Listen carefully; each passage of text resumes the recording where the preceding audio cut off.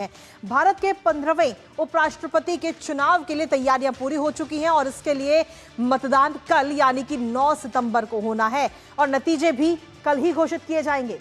दरअसल पूर्व उपराष्ट्रपति जगदीप धनखड़ ने बीती 21 जुलाई की देर शाम को अचानक से स्वास्थ्य कारणों का हवाला दिया और उपराष्ट्रपति पद से अपना इस्तीफा दे दिया, जिसकी वजह से अब ये चुनाव हो रहा है और इस चुनाव को लेकर राजनीति भी अपने चरम पर है। एनडीए ने सीपी राधाकृष्णन को अपना उम्मीदवार बनाया है, तो वहीं इंडी गठबंधन ने बी सुदर्शन रेड्डी को अपना उम्मीदवार घोषित किया है। एक और चुनाव को लेकर चर्चाएं गर्म है, तो वहीं दूसरी ओर भारतीय जनता पार्टी के सांसद और प्रवक्ता रविशंकर प्रसाद ने विपक्ष पर सीधा निशाना साधते हुए सुदर्शन रेड्डी पर सवाल उठाए हैं। करेंगे चर्चा कल होने वाले मतदान को लेकर, लेकिन उससे पहले आपको दिखाते हैं कि रविशंकर प्रसाद ने आखिर किस तरीके से विपक्ष पर निशाना साधा और क्या कुछ कहना है उनका बी सुदर्शन रेड्डी को लेकर।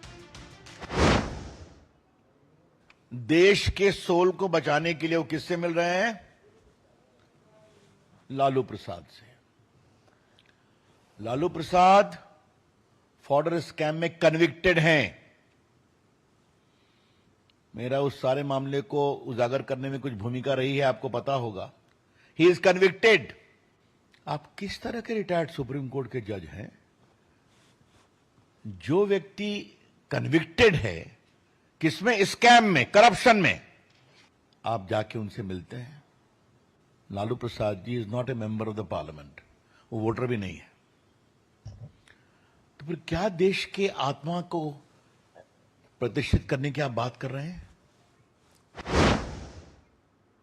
तो रविशंकर प्रसाद की तरफ से सीधे तौर पर ये तमाम बातें कही गई और उन्होंने सीधे तौर पर सुदर्शन रेड्डी पर सवाल उठाया और कहा कि हम सभी जजों की इज्जत करते हैं और जब कोई जज चुनावी अखाड़े पर आता है तो सवाल उठने भी लाजमी है। इसके साथ ही उन्होंने कहा कि चारा घोटाले में दोषी लालू यादव से मुलाकात की और किस तरह के सुप्रीम कोर्ट के रिटायर्ड जज हैं ये, कि ऐसे व्यक्ति से मिल रहे हैं जो घोटाले में दोषी हैं। ये पाखंड है, कृपया देश की आत्मा की बात ना करें। तो सीधे तौर पर सुदर्शन रेड्डी पर सवाल उठाते हुए नजर आए। लेकिन इसके साथ ही जो कल चुनाव होने वाला है, उपराष्ट्रपति चुनाव 2025, एक नजर उस पर भी डाल लेते हैं कि आखिर क्या है संसद की मौजूदा स्थिति। उसकी तस्वीर इस वक्त हम आपको दिखा रहे हैं, जहां लोकसभा की अगर हम बात करें तो 543 सांसद, जिसमें से एक सीट अभी खाली है।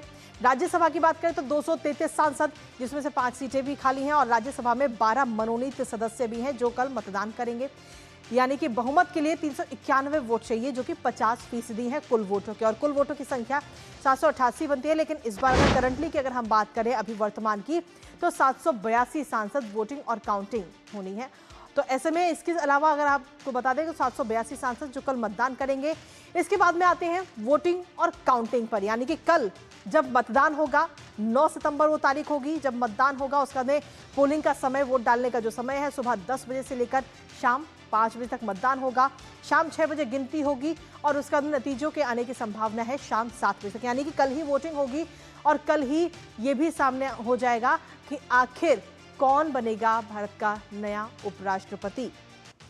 जगदीप धनखड़ ने जब 21 जुलाई को अपना इस्तीफा दिया, उसके बाद से लगातार चर्चाएं की जा रही हैं और एक तरफ अगर हम देखें तो इंडी गठबंधन की तरफ से और साथ ही एनडीए की तरफ से, दोनों तरफ से इस वक्त अपने अपने उम्मीदवारों का ऐलान कर दिया गया है। लेकिन आखिर किसके पक्ष में है ये नंबर गेम, वो भी आपको बता रहे हैं। और इसके साथ ही जो काउंटिंग की अगर हम बात करें तो काउंटिंग भी होनी है उपराष्ट्रपति चुनाव को लेकर, जिसमें किसके पक्ष में आखिर नंबर गेम है वो आपको बताएंगे और कौन किस पर भारी पड़ता हुआ नजर आएगा ये भी आपको बताएंगे। वोटिंग से पहले भारतीय जनता पार्टी की तरफ से भी कई सारे सवाल दागे गए हैं। हमारे साथ हमारे सहयोगी इस वक्त जुड़ रहे हैं, ऋषि, सीधा उनका रुख करेंगे ताजा अपडेट के लिए।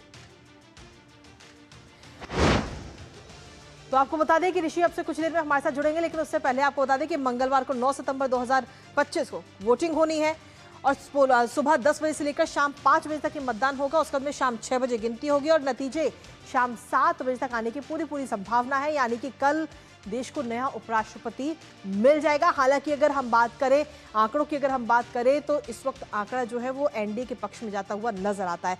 हमारे साथ हमारे सहयोगी इस वक्त जुड़ रहे हैं, ऋषि, सीधा उनका रुख करेंगे। ऋषि, फिलहाल अगर आंकड़ों की बात करें तो कौन कितना मजबूत भी जमीनी स्तर पर नजर आता है? देखिए, जहाँ तक आंकड़ों की बात करें तो निश्चित तौर से जो सत्ता पक्ष है, जो एनडीए है और जो उनके उम्मीदवार हैं, उनके पक्ष में पूरी तरीके से माहौल है और संख्या बल भी उनके साथ है और अब तक जो राजनीतिक परिस्थितियां बनी हैं वो भी उनके साथ दिखाई दे रही हैं। लेकिन चुनाव तो आखिर चुनाव होता है और हर चुनाव में जब आमने सामने का मुकाबला हो तो उसमें हर पक्ष ये चाहता है कि वो अपनी पुरजोर कोशिश करके अपनी जीत को सुनिश्चित करे। तो ऐसे में चाहे वो INDIA गठबंधन के उम्मीदवार हों या NDA के, सभी की तरफ से पुरजोर कोशिशें अब यही हैं कि ये जो अंतर है, अगर किसी के पक्ष में अंतर है तो उस अंतर को बढ़ाना चाहता है। यानी कि NDA के पास तकरीबन 31 अधिक सांसद हैं जो बहुमत चाहिए उससे ज़्यादा है जी। और वो चाहेगा कि ये संख्या और ज़्यादा बढ़े, क्योंकि पिछली बार भी यही हुआ था। उपराष्ट्रपति चुनाव में जो आंकड़े लगाए जा रहे थे, उम्मीदें की जा रही थी, उससे ज़्यादा वोट NDA को मिल गए थे। इस बार भी यही कोशिश है NDA की कि ऐसा ही हो जी। लेकिन दूसरी तरफ से कांग्रेस उम्मीदवार, NDA गठबंधन के उम्मीदवार की तरफ से कोशिश ये है कि ये जो अंतर है, पहले तो इस अंतर को कम किया जाए और क्या कोई गुंजाइश है कि वो भी जीत सकते हैं। क्योंकि जिस तरीके से तमाम वीडियोस, तमाम आर्टिकल लिखे गए उनकी तरफ से, बी सुदर्शन रेड्डी की तरफ से एक भावनात्मक बातें की जा रही हैं, लोकतंत्र की आत्मा और क्या क्या नहीं कहा जा रहा है उनकी तरफ से। तो ऐसे में जो मुकाबला है वो आमने सामने का हो जाता है। चूँकि हम जानते हैं इसमें व्हिप जारी नहीं होते हैं और ये दोनों ही उम्मीदवार किसी राजनीतिक दल के नहीं हैं, तो ऐसे में जो कंट्रोल है वो राजनीतिक दलों का अपने सांसदों के ऊपर अप्रत्यक्ष है, प्रत्यक्ष रूप से नहीं है। अब उसी में जो है आज हम देख रहे हैं कि बीजेपी की तरफ से भी कार्यशाला आयोजन किया गया, उसमें भी पुरजोर उनकी कोशिश है कि अपने सांसदों को न सिर्फ इंटैक्ट किया रखा जाए बल्कि और कौन से उनसे साथी सांसद उनसे जुड़ सकते हैं ताकि क्रॉस वोटिंग के माध्यम से उनकी जो पलड़ा है वो और ज़्यादा मजबूत हो। तो वहीं INDIA गठबंधन भी आज पुराने जो सेंट्रल हॉल है उसके अंदर तमाम कोशिशें कर रहा है, अपने अपने सांसदों को मॉक पोल के हिसाब से बता रहा है कि किस तरीके से आपको वोट करना है।